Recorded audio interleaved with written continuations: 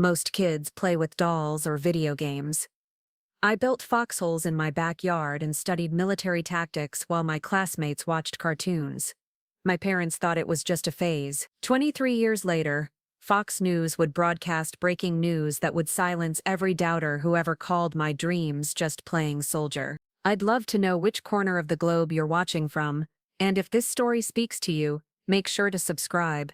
Tomorrow's video is one you absolutely can't miss. The first time I remember wanting to be a soldier, I was 7 years old, crouched behind our fence in Bakersfield, California, watching my neighbor Mr. Henderson work in his garden. He moved differently than other adults, purposeful, alert, scanning his surroundings even while watering tomatoes. When I asked my mom why, she explained he'd been in the army. That night, I couldn't sleep thinking about what it meant to serve something bigger than yourself. My fascination started innocently enough. While other second graders collected Pokemon cards, I collected military patches from thrift stores. I'd spend hours arranging them on my bedroom wall, memorizing what each symbol meant. The 82nd Airborne, Special Forces, Infantry Divisions. My parents, Rebecca and Thomas Mitchell, found it amusing at first. Dad would joke that his little Emma was going to protect the family, and Mom would smile when I saluted her before bedtime. But as months turned into years, their amusement shifted to concern. By age 9, I wasn't just collecting patches anymore. I was building elaborate dirt fortifications in our backyard, complete with supply lines and defensive positions. I'd mapped every inch of our neighborhood, noting strategic advantages and potential cover points. When the Mitchell family from 3 houses down got a new fence, I immediately identified how it changed the tactical landscape of Maple Street. "Emma, honey, maybe you should try dance classes," Mom suggested one afternoon after finding me doing push-ups in the garage. Sarah's mom says she loves ballet. I kept counting. 47, 48, 49. "Ballet won't help me pass the Army physical fitness test, Mom." Dad looked up from his newspaper. "Sweetheart, you're 9. You don't need to worry about fitness tests." But I was already worrying about everything. While my 4th grade teacher, Mrs. Patterson, taught fractions, I was calculating ammunition ratios and supply logistics in the margins of my math homework. During recess, instead of playing on the swings, I'd time myself running the perimeter of the playground, always trying to beat my previous record. The other kids started avoiding me, not because I was mean, but because I was intense in a way that made them uncomfortable. When we played capture the flag during PE, I'd develop complex strategies involving flanking maneuvers and diversionary tactics. My teammates would stare at me like I was speaking a foreign language when I tried to explain why we needed to establish a command post and designate roles for reconnaissance. "Emma's weird," I overheard Jessica Hoffman tell her friends during lunch. "She talks like she's in a war movie." I stopped eating my sandwich and looked down at my tray. Maybe I was weird.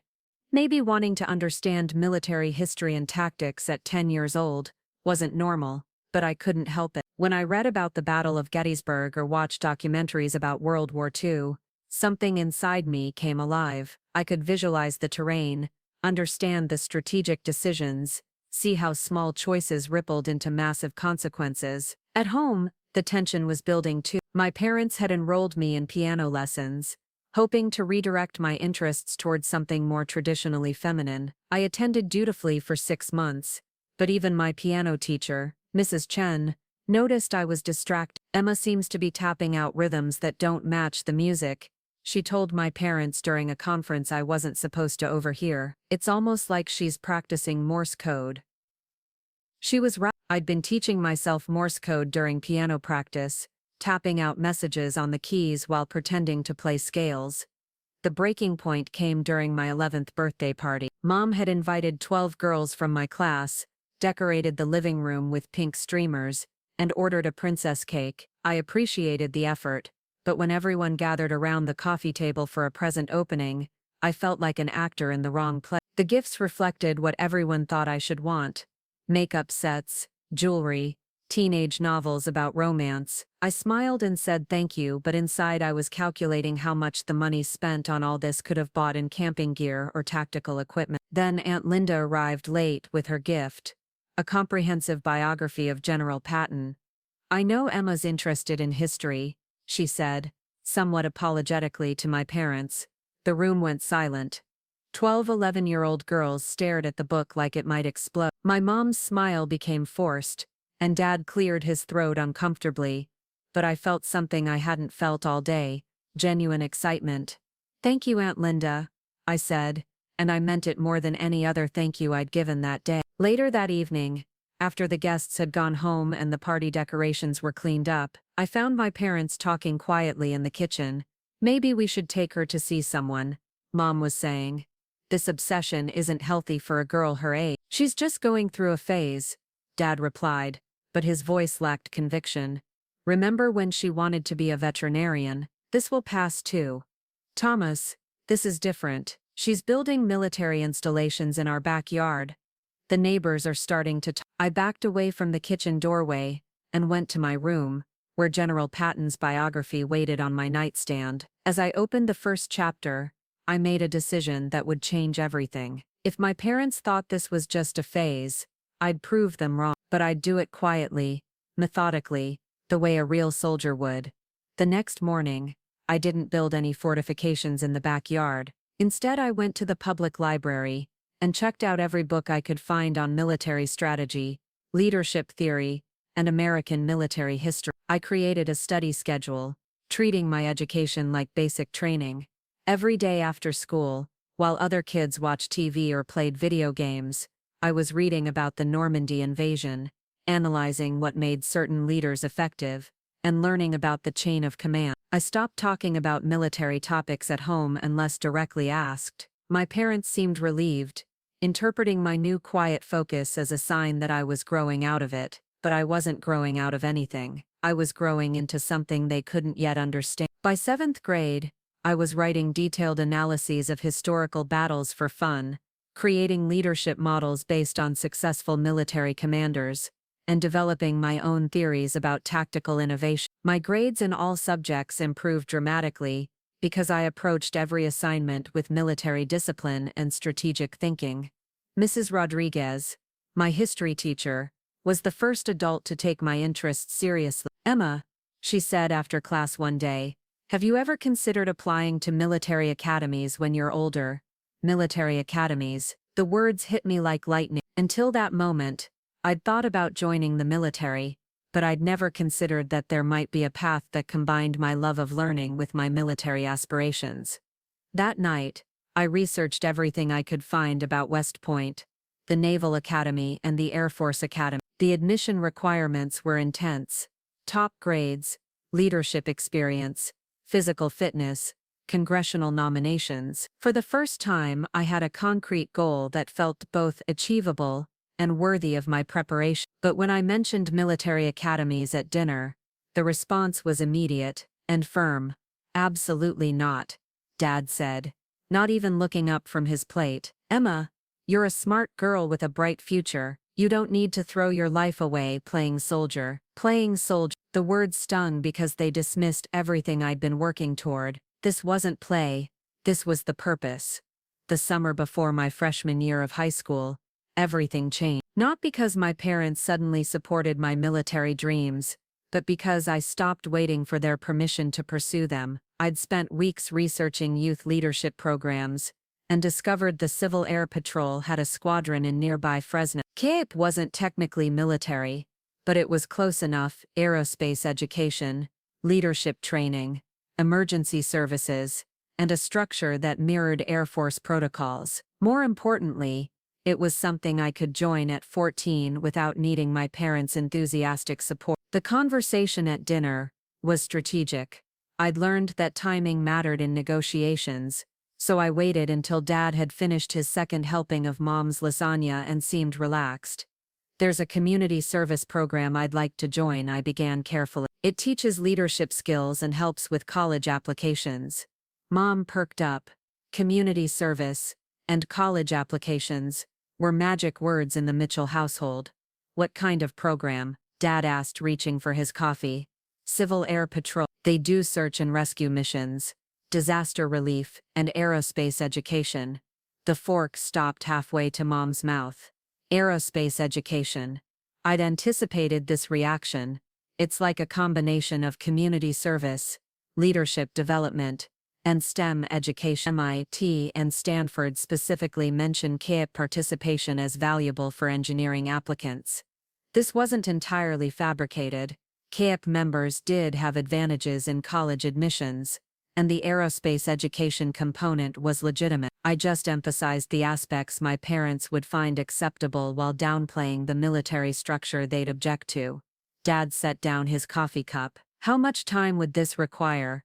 1 evening per week, plus occasional weekend activities for community service projects. What I didn't mention was that those weekend activities included field training exercises, drill competitions, and intensive leadership courses that would prepare me for exactly the kind of military experience my parents thought was inappropriate for their daughter. A lot of love and effort went into bringing this story to life. If you're enjoying it, we'd be so grateful if you'd subscribe to our channel. Now, back to where we left off. After 2 weeks of research and careful presentations about the program's benefits, they agreed to let me try it for 1 semester. Squadron 18-7 met every Tuesday evening in a converted classroom at Fresno Community College. Walking through those doors for the first time felt like coming home to a place I'd never been. 23 cadets in blue uniforms stood at attention while Captain Martinez conducted inspection. The precision, the purpose, the mutual respect.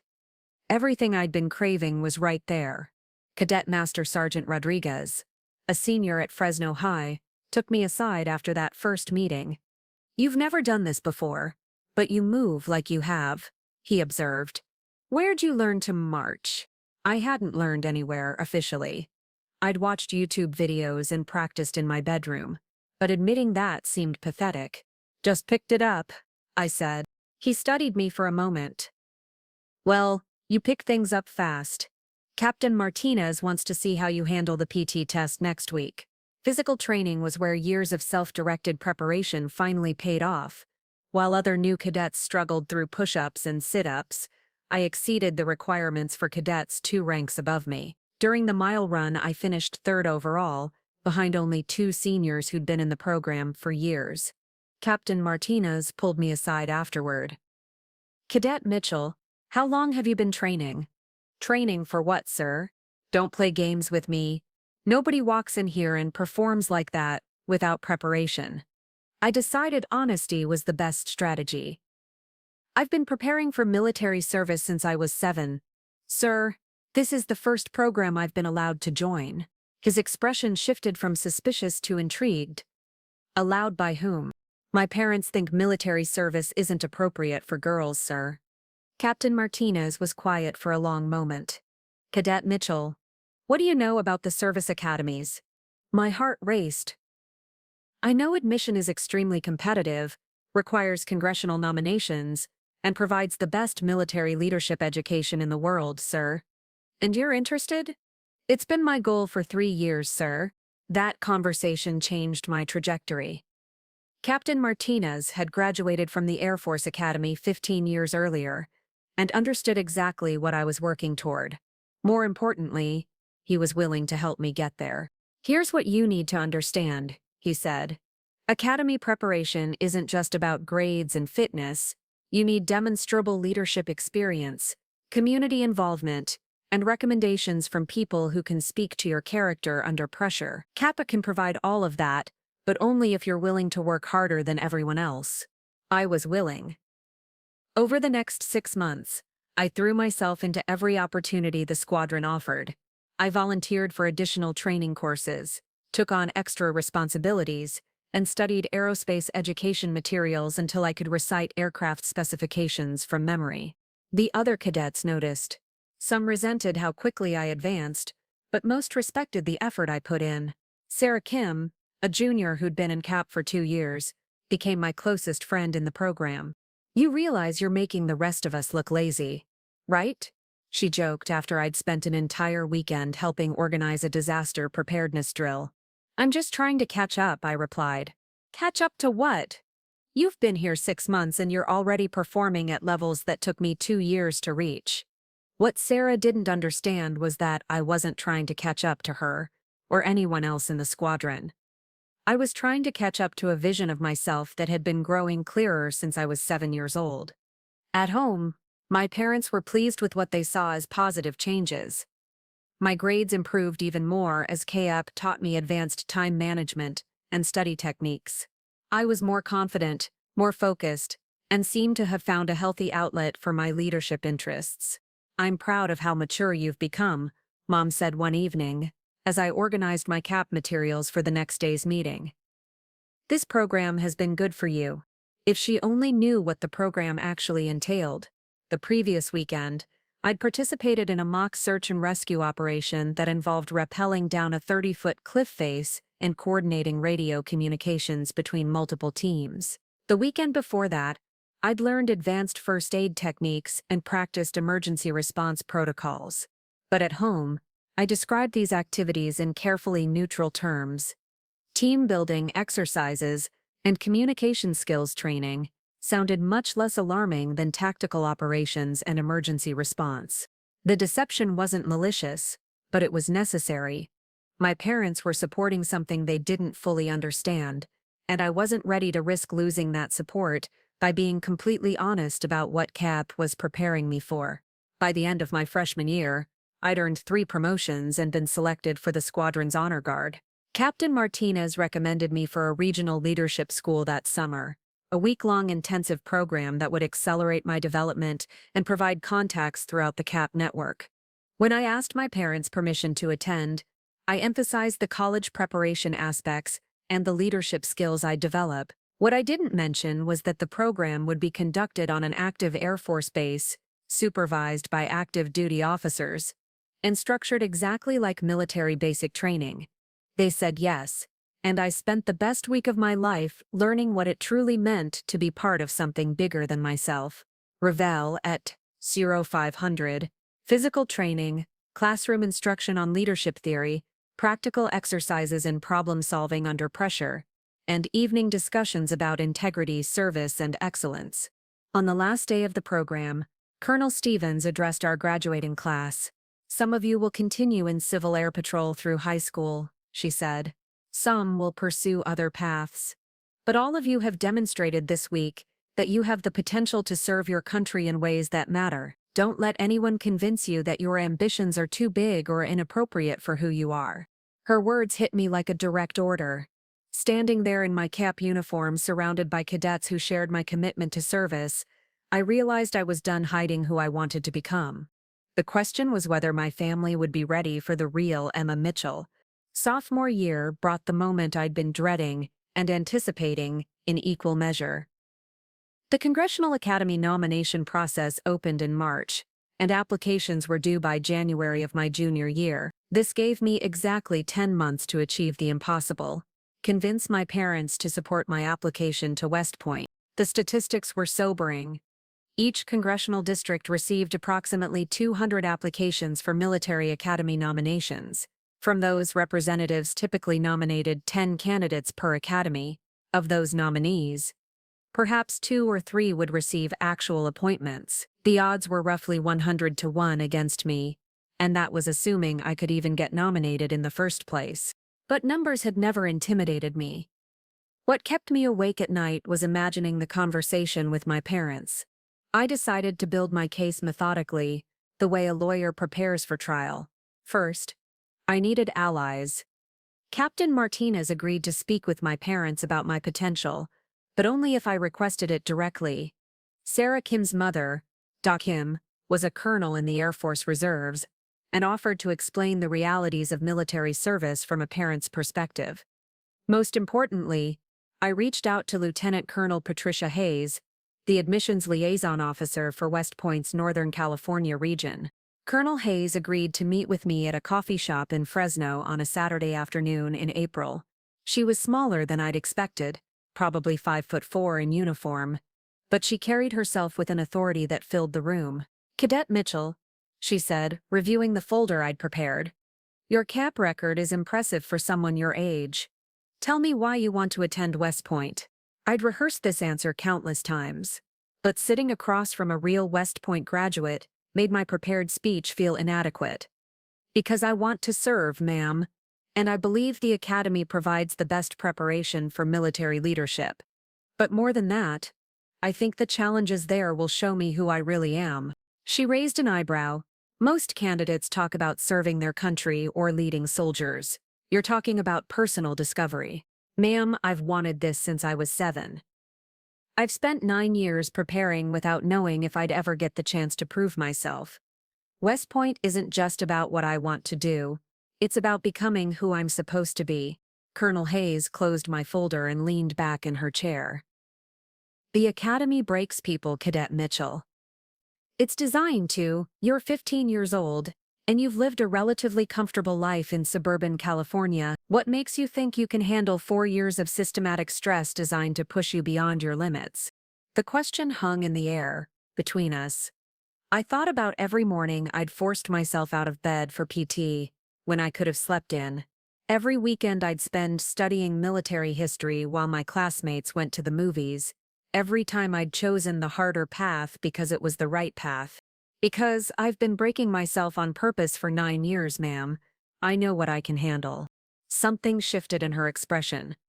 Tell me about your family's support for this goal. And there it was, the question I couldn't answer honestly without undermining everything.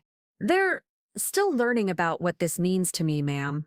Colonel Hayes studied me for a long moment. Cadet Mitchell, parental support isn't just helpful for academy candidates. It's essential. The application process alone requires extensive family involvement. Beyond that, the academy expects families to understand what their cadets are experiencing.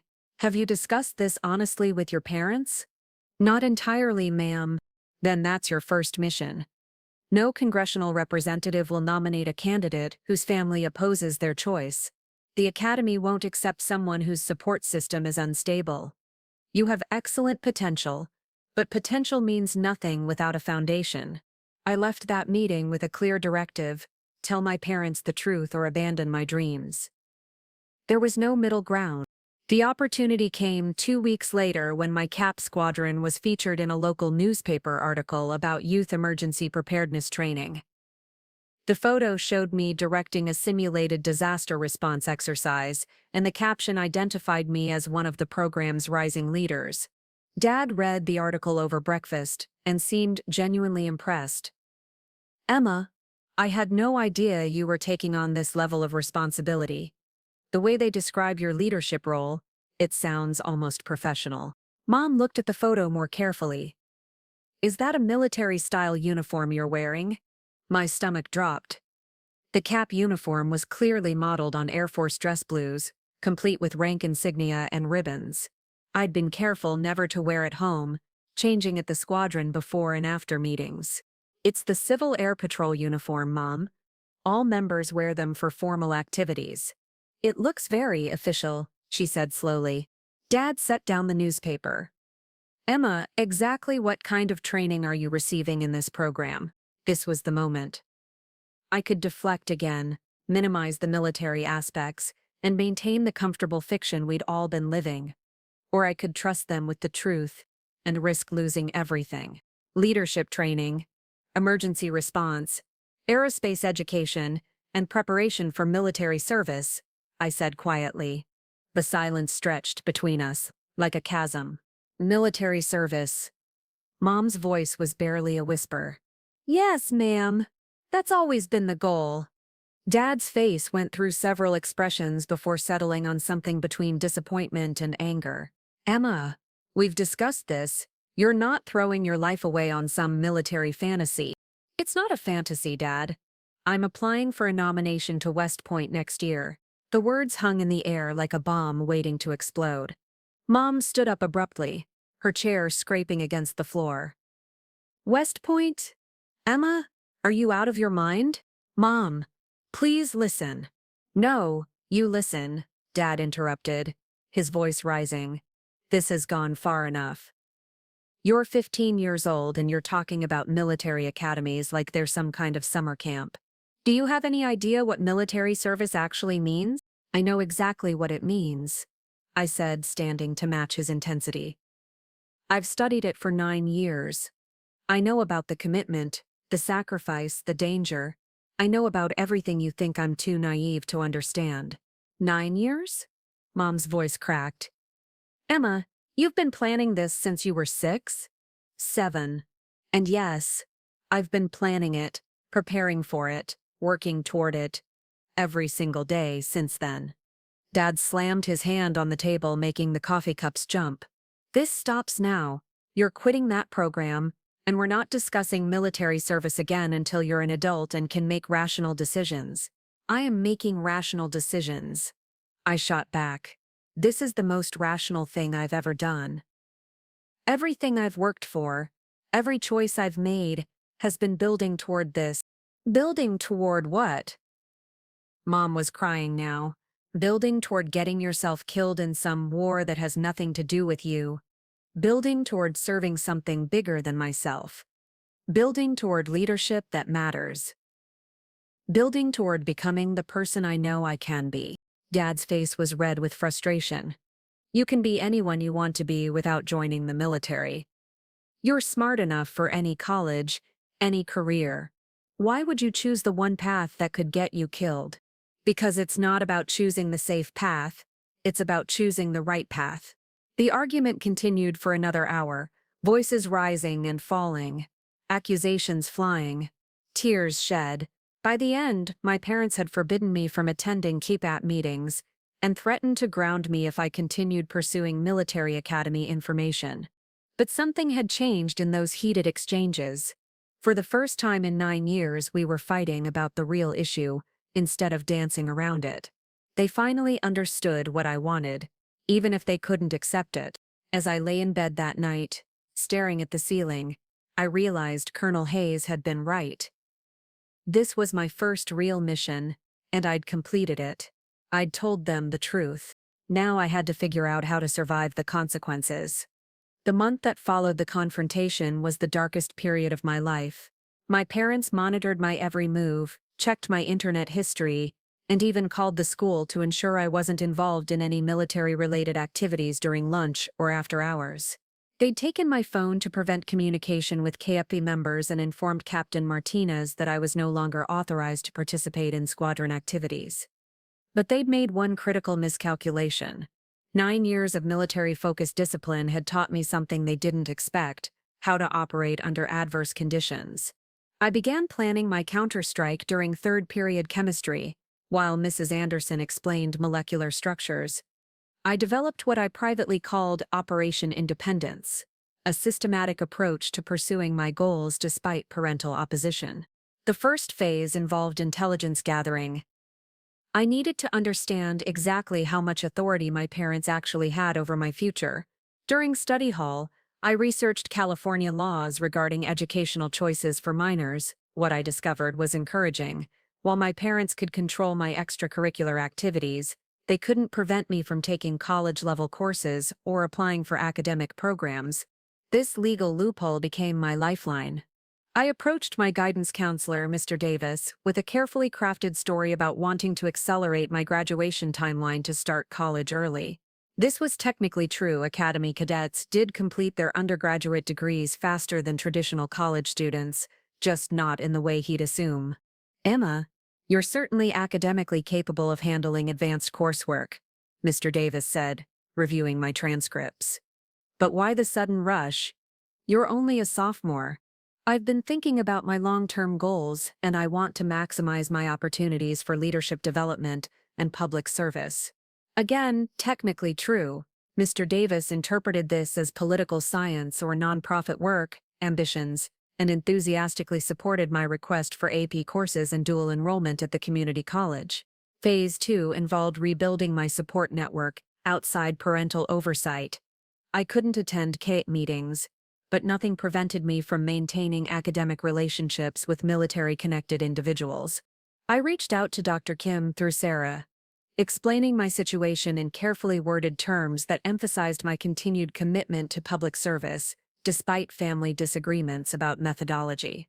Kim understood immediately and offered to meet with me after her weekend reserve duties to discuss career planning in public service. These monthly meetings became my strategic planning sessions. Dr. Kim helped me understand the broader landscape of military careers. introduced me to other reserve and guard officers, and provided insights about academy life that no website or brochure could offer. Your parents aren't wrong to be concerned, she told me during our third meeting. Military service involves real risks, real sacrifices, but they're approaching this emotionally instead of looking at the actual data. What do you mean? Statistically, academy graduates have some of the highest career satisfaction rates in the country, regardless of whether they stay in the military or transition to civilian careers. The leadership training, the network, the discipline, these translate into success in any field.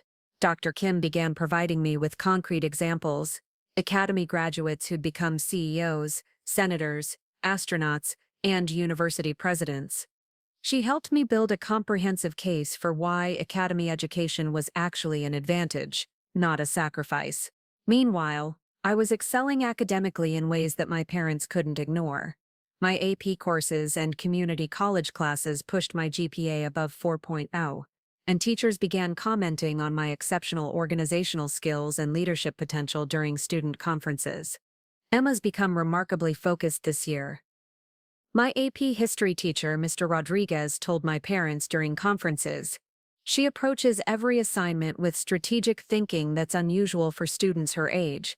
What Mr. Rodriguez didn't know was that I was applying military planning principles to academic work, treating each semester like a campaign with specific objectives and measurable outcomes. My parents interpreted this academic success as evidence that their intervention had worked, that removing military distractions had allowed me to focus on appropriate pursuits. They began relaxing their surveillance, trusting that I'd abandoned my military aspirations in favor of traditional college preparation. This assumption became the foundation of Phase 3, building my academy application without their knowledge. The process was more complex than I'd anticipated. Congressional nominations required extensive documentation, academic transcripts, leadership experience, athletic participation, community service records, and personal essays. Each component demanded months of preparation, and all of it had to be coordinated without parental involvement. I solved the documentation problem through careful relationship management with school administrators and community organizations. My high academic performance had earned me significant credibility with teachers and counselors, who were willing to provide recommendations and support my accelerated college planning without questioning the specifics. For athletic requirements, I joined the cross-country team, explaining to my parents that running would help with college applications and stress management. What I didn't mention was that I was specifically training for the Academy's physical aptitude exam, with workout routines designed to exceed military standards. Community service presented the biggest challenge since my parents had eliminated my CAP involvement. I solved this by volunteering with local emergency services, the Red Cross Disaster Relief Program, and the County Fire Department's Community Education Initiative. These organizations provided the leadership experience and emergency response training I needed while appearing sufficiently civilian to avoid parental suspicion. The personal essays required for academy applications were unlike anything I'd written before. They demanded complete honesty about motivations, experiences, and long-term commitments. Writing them felt like excavating 9 years of buried dreams and presenting them for judgment. One essay prompt asked, "Describe a challenge you've overcome and what it taught you about leadership."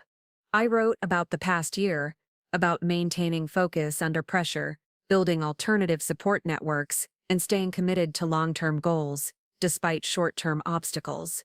I wrote about learning to lead myself before I could lead others, and about understanding that true leadership sometimes required making unpopular decisions. As junior year progressed, I maintained the appearance of a traditional college-bound student while secretly assembling one of the most competitive academy applications in California. My grades remained perfect, my athletic performance improved monthly, and my community involvement expanded significantly, but the emotional toll was enormous. Living a double life meant constant vigilance, careful word choice, and the isolation that comes from being unable to share your real goals with the people closest to you. The breaking point came in March, when I received a letter that would change everything. It was from Congressman Bradley's office, confirming my interview appointment for West Point nomination consideration. The letter had been sent to our home address because that's what I'd listed on the application. Mom brought in the mail while I was finishing homework at the kitchen table. She flipped through the stack absently until she reached the official congressional letterhead. Her face went completely white. "Emma," she said slowly, "what is this?" I looked at the envelope in her hand and felt my entire world shift. For nearly a year, I'd managed to pursue my dreams while maintaining family peace. Now that carefully constructed balance was about to collapse. "It's a letter from Congressman Bradley's office," I said quietly. "About what?" I met her eyes directly. "About my nomination interview for West Point." The silence that followed felt like the moment before an explosion. Dad's reaction when Mom showed him the congressional letter was unlike anything I'd ever witnessed. He didn't shout or storm around the kitchen. Instead, he sat down heavily at the table and stared at me with an expression that mixed betrayal, disappointment, and something that might have been admiration. "How long?" he asked quietly. "How long is it? How long have you been planning this behind our backs?" I could have lied, minimized the timeline, or tried to deflect, but sitting there with the evidence of my year-long deception spread across the kitchen table, I chose honesty. 18 months. Since the day you forbade me from continuing with Kay. Mom sank into the chair across from me. 18 months of lying to us. 18 months of pursuing my goals despite your opposition, I corrected. "There's a difference." Dad picked up the congressional letter and read it again. "Emma, do you understand what you've done? You've applied for military academy nomination without parental consent. You've involved our congressman in family business we specifically told you was off limits. I involved our congressman in my constitutional right to pursue educational opportunities." "You're 17 years old," Mom said, her voice shaking. "You don't have constitutional rights that supersede parental authority." "Actually, I do. I researched it thoroughly. Minors have the right to apply for educational programs. You can refuse to sign financial aid forms or provide support, but you can't prevent me from applying." The legal technicality hung between us like a gauntlet thrown down. My parents realized they'd been outmaneuvered by their own daughter, and the recognition was both humiliating and infuriating for them. Dad stood up and began pacing. "This interview, when is it?" I looked at the letter. "Next Tuesday at 2 p.m. "You're not going." "Yes, I am. Emma, I'm your father. I'm telling you that you're not attending this interview." I met his eyes directly. "And I'm telling you that I am. You can drive me there, or I can take the bus. You can support this or oppose it. But you can't stop it." The standoff lasted nearly a minute. Finally, Mom broke the silence. "What happens if you get this nomination?" "If I receive a nomination and an appointment, I'll attend West Point starting in June after graduation. And if we refuse to sign the paperwork, the Academy provides legal emancipation processes for candidates whose families won't cooperate. It's rare, but it happens." Dad stopped pacing. "You've really thought this through, haven't you?" "I've been thinking it through for 10 years. That evening, my parents held what they probably thought was a private conference in their bedroom. But 9 years of tactical training had taught me the value of intelligence gathering. I positioned myself in the hallway and listened to their heated discussion about how to handle what Dad called the Emma situation. We could forbid her from going. Mom suggested, "She'll go anyway. You heard her. She's researched the legal aspects. Our 17-year-old daughter has outflanked us. So, what do we do?" "I don't know, Rebecca. Part of me is furious that she's been deceiving us for over a year, but another part of me is impressed. The level of planning, the discipline, the commitment, it's exactly what we've always said we wanted to see from her. You're impressed that she lied to us. I'm impressed that she executed a complex, long-term strategy while maintaining perfect grades and expanding her extracurricular involvement. Those are leadership qualities, whether we like where she's applying them or not." Mom was quiet for a moment. "Thomas, what if she's right?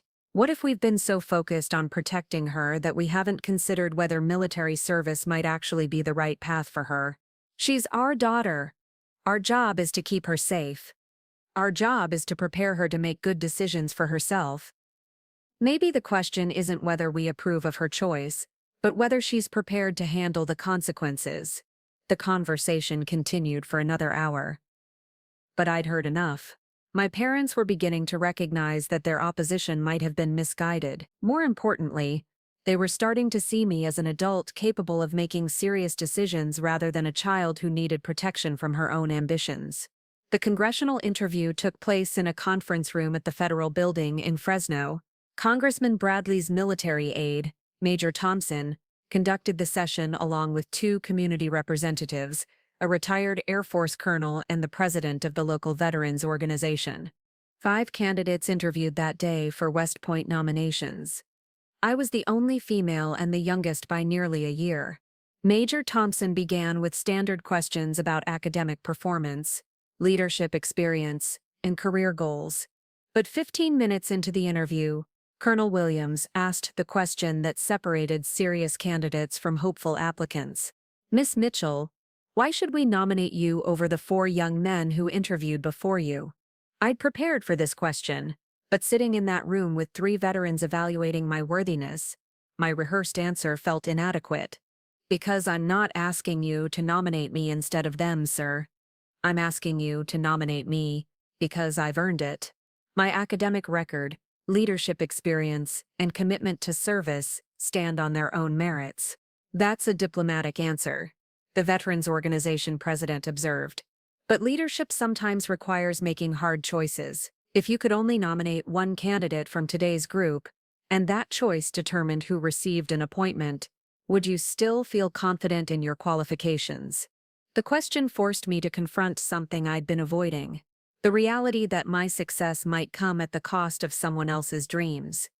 "Yes, sir, because I've been preparing for this opportunity longer and more systematically than anyone else in this room. I've made sacrifices that the other candidates haven't had to make. I've overcome obstacles they haven't faced. If leadership means earning the right to serve, then I've earned it." Colonel Williams leaned forward.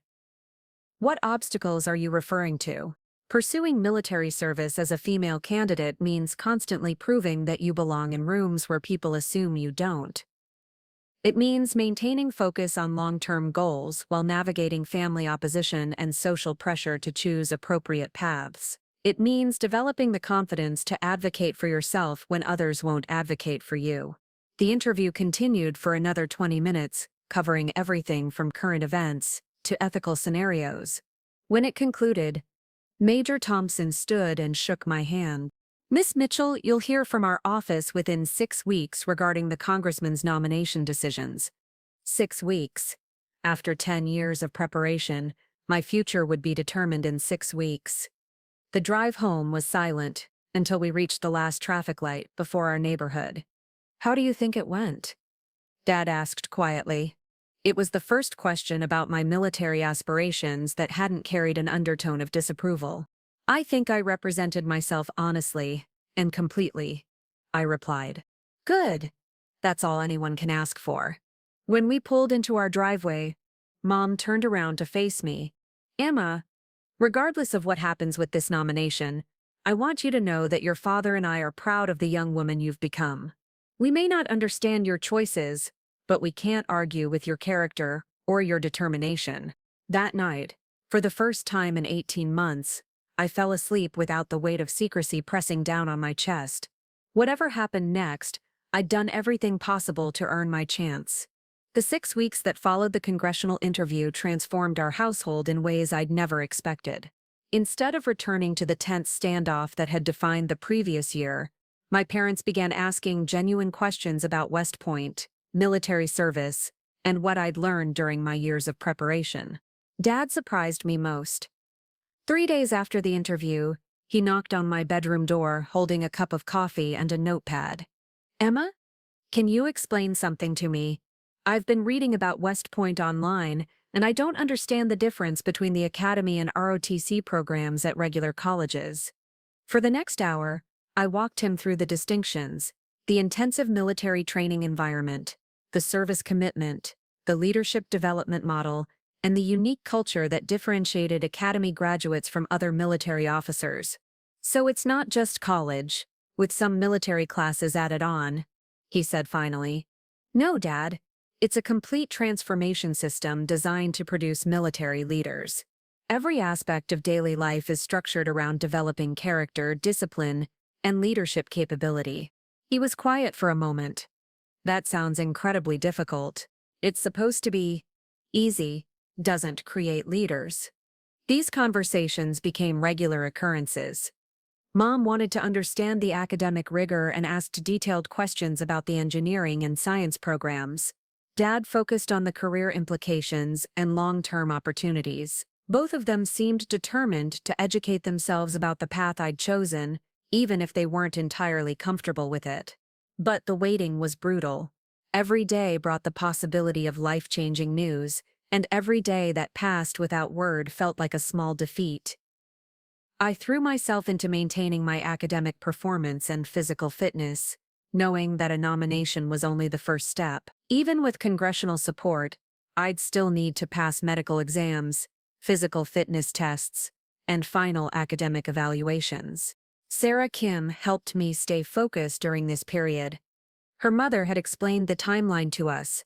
Nominations usually came first, followed by academy notifications of appointment offers. The entire process could extend into March or April of senior year. The hardest part is that you can't do anything more to influence the outcome, Sarah observed during one of our study sessions. You've done everything possible, now it's just about waiting while other people make decisions about your future. She was right, and the helplessness was maddening for someone who'd spent 10 years controlling every variable I could manage.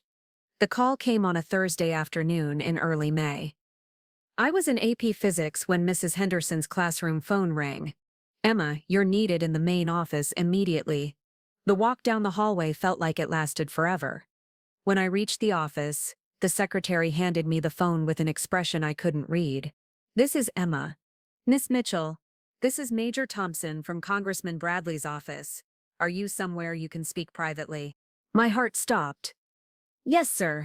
I'm calling to inform you that Congressman Bradley has selected you as his principal nominee for West Point for the incoming class.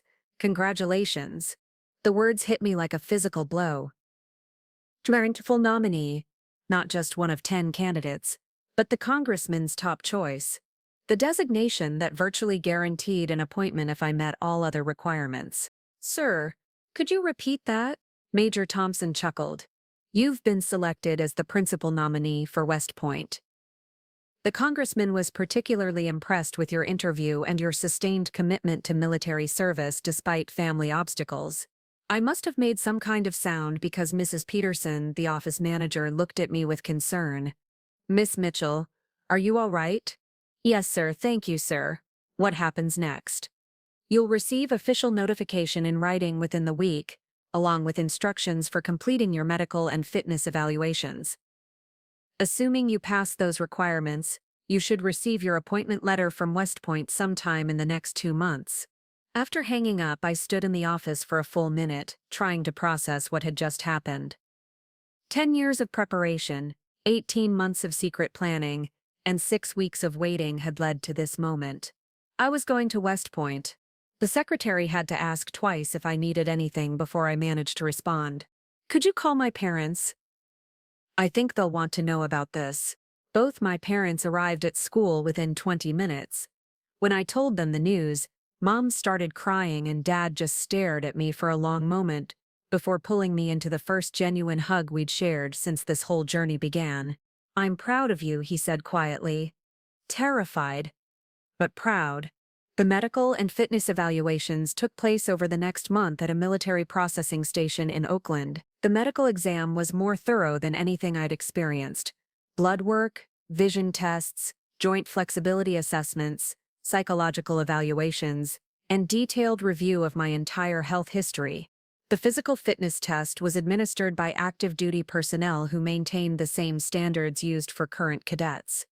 Pull-ups, sit-ups, push-ups, a 2-mile run, and a basketball throw for distance. I'd been training for these specific events for over a year, and my performance exceeded the minimum requirements in every category.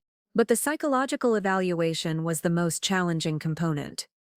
A military psychologist spent 2 hours exploring my motivations, stress management techniques, leadership philosophy, and ability to handle authority and high-pressure situations. Miss Mitchell, what concerns you most about attending West Point? She asked near the end of our session. I'd prepared for questions about my strengths and qualifications, but this one caught me off guard. Honestly, I'm concerned that I've built this up so much in my mind that the reality might not match my expectations. I've wanted this for so long that I'm not sure who I am without this goal driving me forward. That's a remarkably honest answer. Most candidates focus on external challenges rather than internal ones. The external challenges are manageable if you prepare properly. The internal ones are harder to predict or control. She made some notes before continuing. How do you think your parents feel about your choice now? They're supportive but worried. They understand that this is what I want, but they still wish I wanted something safer. And how do you feel about their concerns? I understand them completely. If I had a daughter who wanted to dedicate her life to military service, I'd probably be scared too. But understanding their perspective doesn't change my commitment to this path. The psychological evaluation concluded with her assessment that I demonstrated exceptional self-awareness and realistic expectations about military service, which became part of my final candidate file. 3 weeks later, the thick envelope arrived from West Point. I knew what it meant before opening it. Thin envelopes contained rejections. Thick envelopes contained appointments, along with detailed instructions for reporting to the academy. My hands shook as I read the first line. The United States Military Academy is pleased to offer you an appointment to the class of 20. I was going to West Point. That evening, our family celebrated with dinner at my favorite restaurant.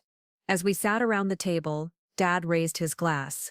To Emma, who taught us that sometimes the people we're supposed to protect are strong enough to protect themselves and others. Mom added, and who showed us that love sometimes means supporting dreams we don't understand. For the first time in 10 years, I felt like my family truly saw me for who I was, rather than who they thought I should be. The 4 years at West Point exceeded every expectation I'd built during my decade of preparation.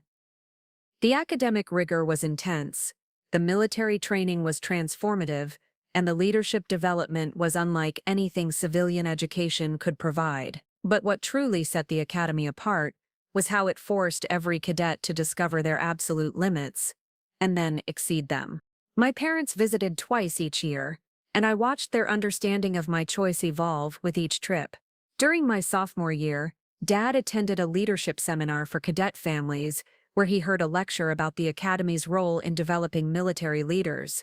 Emma, he said during our weekend together, I finally understand what you saw in this place. It's not just about military training.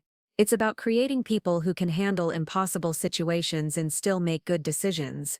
Mom's transformation was more gradual, but equally profound.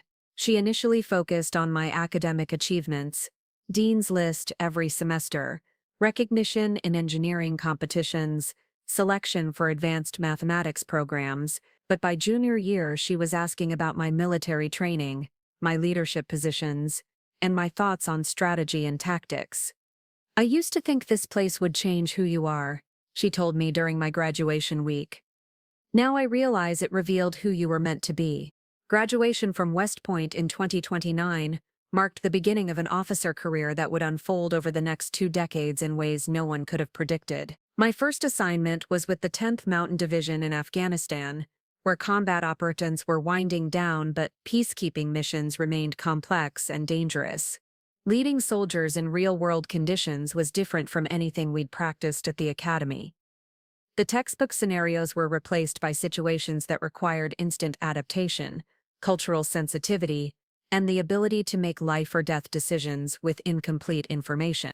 My platoon was responsible for coordinating humanitarian aid distribution in Kandahar province, working with local leaders to establish supply chains that wouldn't be disrupted by remaining insurgent activity. The mission required diplomatic skills as much as military ones, and I discovered that my years of studying military history had provided insights into both warfare and peacebuilding. The breakthrough moment came during my second deployment. This time to Eastern Europe, where NATO forces were conducting joint training exercises with allied nations. I was serving as a company commander when a major training accident left our battalion without senior leadership in the middle of a critical multinational exercise. At 26, I was the most junior officer present, but I was also the only one who understood the complete scope of the exercise across all participating nations. The decision to put me in temporary command of a multinational force was unprecedented, but the mission's success depended on seamless coordination between American, German, Polish, and Romanian units. For 72 hours, I commanded nearly 800 soldiers from 4 different countries, coordinating complex maneuvers while managing linguistic barriers, cultural differences, and varying military protocols. The exercise concluded with objectives met ahead of schedule and 0 safety incidents. General Martinez, the exercise commander, called me to his headquarters afterward. "Captain Mitchell, in 30 years of military service, I've never seen a junior officer handle multinational command with your level of competence. You didn't just manage those forces, you led them." That commendation led to my selection for the Army's Advanced Strategic Leadership Program, fast-tracking me for senior command positions. Over the next 8 years, I commanded at every level from company through brigade, served 2 tours at the Pentagon working on defense policy, and completed a master's degree in international relations at Georgetown. But it was my assignment to the Joint Chiefs of Staff that positioned me for the opportunity that would define my career. In 2041, tensions with China over Pacific trade routes had escalated to the point where military advisors were developing contingency plans for potential conflict. The situation required someone who understood both military strategy and international diplomacy, with the ability to coordinate complex operations across all service branches. At 34, I was promoted to brigadier general and assigned as the Pentagon's liaison to the State Department for Pacific security issues. The role required briefing the president, coordinating with allied nations, and developing strategic options that could prevent military conflict while protecting American interests. For 2 years, I worked 18-hour days, managing the most complex international crisis since the Cold War. The solutions we developed, a combination of economic partnerships, military deterrence, and diplomatic initiatives, successfully de-escalated tensions without a single shot being fired.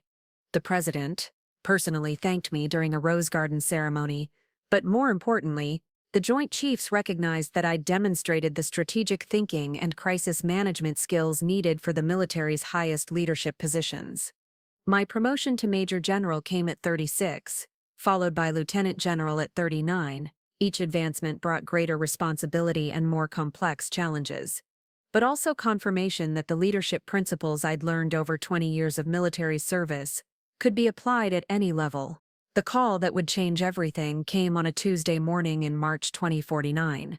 I was reviewing intelligence briefings in my Pentagon office when my aide announced that the Secretary of Defense needed to see me immediately.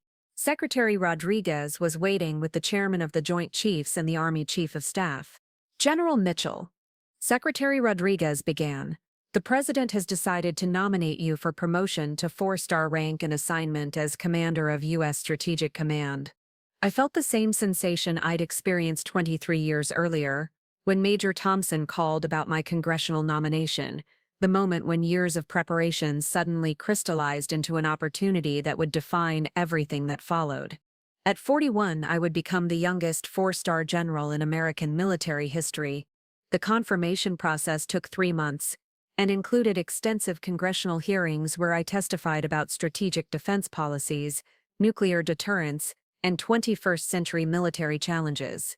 Throughout the process, I thought about the 7-year-old girl who'd built fortifications in her backyard and dreamed of serving something bigger than herself. The day my promotion was confirmed, Fox News ran the story as breaking news. Senate confirms youngest 4-star general in U.S. history. The news package included my biography, highlighting the journey from West Point cadet to strategic commander, but what struck me was the final line of their report. General Mitchell's promotion represents the culmination of a military career that began with childhood dreams and was sustained through decades of exceptional service and leadership. That evening, I called my parents from my Pentagon office. "Did you see the news?" I asked. Mom was crying before she could answer. "We saw it, sweetheart. We're so proud of who you've become." Dad's voice was thick with emotion. "Emma, do you remember what you used to say when we told you to stop playing soldier?" "I remember. You said it wasn't playing. You said you were preparing. You were right, and we were wrong. I'm sorry it took us so long to understand." 23 years after a congressman's aide called to tell me I'd been nominated for West Point, I was sitting in a four-star general's office, responsible for America's most critical strategic military operations. The little girl who'd collected military patches and studied battlefield tactics had become exactly who she'd always known she was meant to be. Sometimes the most important battles we fight are the ones that prove to ourselves, and to everyone who doubted us, that our dreams were never too big. They were just the right size for who we were meant to become. Looking for more? We've got two amazing stories ready for you right on screen. If this one touched you, these are absolutely worth your time. Click to watch them now. And hey, subscribe and hit that bell to never miss our latest uploads.